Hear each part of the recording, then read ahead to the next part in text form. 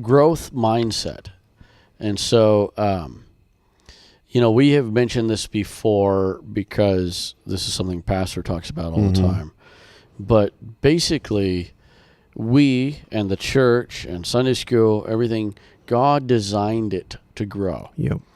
And so we talk about, if we do our part, God will, do his part. And so our job is to remove those inhibitors to growth. And so often we're talking about, being excellent and all of that. So I think that with us as Sunday school leaders, we have to work on, I guess, development. Yeah. And again, I keep on coming back to, it's not just a choice like, well, you can decide to develop yourself or not. If you're going to do this thing that God has handed you, you must develop. And you just mentioned some of the ways that you can, and there's so many different ways you can, but you must develop, because if you're standing still, you're going backwards. Yeah, I was just thinking about that. There's no such thing as being in neutral.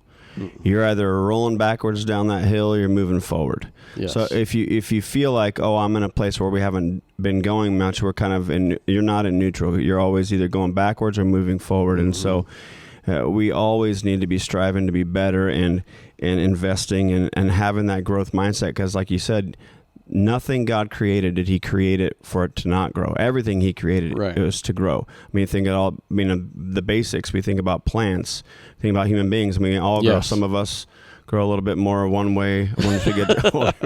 But he's always meant for us to grow, and we should always want to grow in our knowledge of God. We should always want to grow our relationship. I mean, all these things, we can go through it. And that's the same for any ministry that you're involved in, and especially your children's ministry. If you have had only 5 kids in your Sunday school for the past 10 years and not had any more than that, that's not what God wants. He wants that to grow. However, that has to happen. Every area is different. Every area of the country is unique. Sure. So you have to figure out, how are we going to grow this Sunday school based on the area we live in?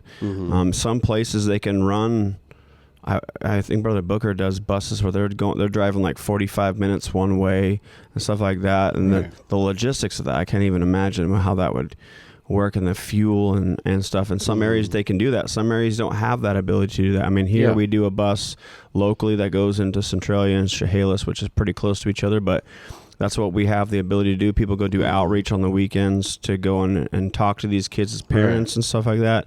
So there's all kinds of ways you can do it. You just have to figure out, in our area, how can we grow this? Yes. And do it. Yeah, because that's what we're designed to do. And not to blast anybody, but if you're stagnant, that's not God's will. This is us encouraging somebody. Like, don't let yourself stay stagnant. Yeah.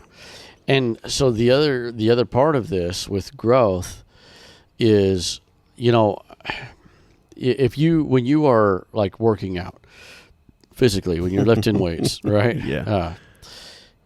When you are at the point of what they call muscle failure, that is the point where you need to push yourself the most, because that's where you're going to see the most growth, right? Because you're tearing the muscle fiber, all that science. Okay, so when you are at maximum discomfort is where you actually are starting to grow. Yeah. And so I used to say something to the young people, or I still do, I guess, but I say this is, when we go to pray, and we used to have these weekly prayer meetings, and I remember when I was a kid, and I hated it. It was so boring, And so I would like just kneel down at the pew and try to kill time, whatever. And then finally I had this kind of like, I guess, a mini revelation that like, well, I'm here anyway. I guess I might as well pray. And so I ended up, having some good prayer meetings. But what I tell the youth is, when you start praying in like a prayer meeting or just in yourself, when you start praying and you pray and you're pushing, and then you finally get to this point where you don't want to stop. And maybe you have to because of time constraints and various things. But when you finally get to the point where you don't want to stop, or you don't feel like stopping, that's where you've just begun. Right. That's the point of the breakthrough. Yeah, if you're asking yourself, I feel this is just really uncomfortable, I feel a little bit stressed out and stuff like that, that's going to come with growth. That's going to come, like you said, you should feel those things. If you're not feeling a little bit of discomfort in some areas because of growth, then you're not growing. I was thinking of a story back when I was in really good shape, which was many years ago now. I was 22, I had a goal in my mind. You're just in a different shape. Yeah, round is a shape. Listen, when I was 22, I was in really good shape. I had a goal in mind. I think I was 190 pounds at the time, and I wanted to bench press 300 pounds. I said, I want to bench press 300 pounds. I don't care how I do it. And I used to work out twice a day. And so one of the things that I learned from a guy that had like the record for Washington State bench press, he said, I do this workout called a tear down. So I start off with just the bar. I do it as many times as I can until I get tired. And then I start adding weights, and I keep doing that until I get to the point to where I can only do it one time or I almost drop it on myself. And then I go backwards. So I work all the way up to this weight. So there was a time where I literally would start off with nothing. Then I would add 5, 10 plates on each side till I get up to the point where I'd almost drop it. And then I start taking off one at a time and doing the same exact thing. By the time you get to just the bar, which weighs like 45 pounds, you literally can maybe do like 2 because your arms are just like shaking like this. Yeah. And at first I'm like, this is just the craziest thing ever. And it took me about a year and a half, I think, of doing that. And at one point I was 190 pounds, but I could bench press 300 pounds. But it was only because, and it was extremely uncomfortable. I mean, the next day, it was like I felt like I had ripped my muscles out of the bone. I mean, it was just awful. But that discomfort eventually got to the place where I ultimately growed.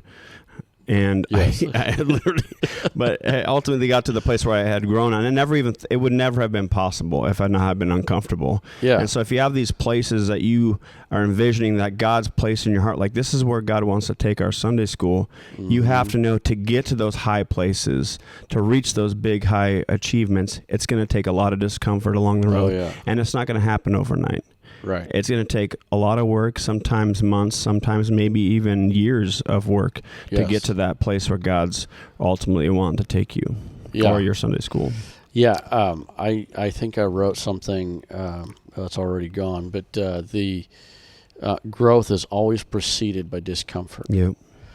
And that's, you talked about, I have my fingers in all kinds of pies around the church.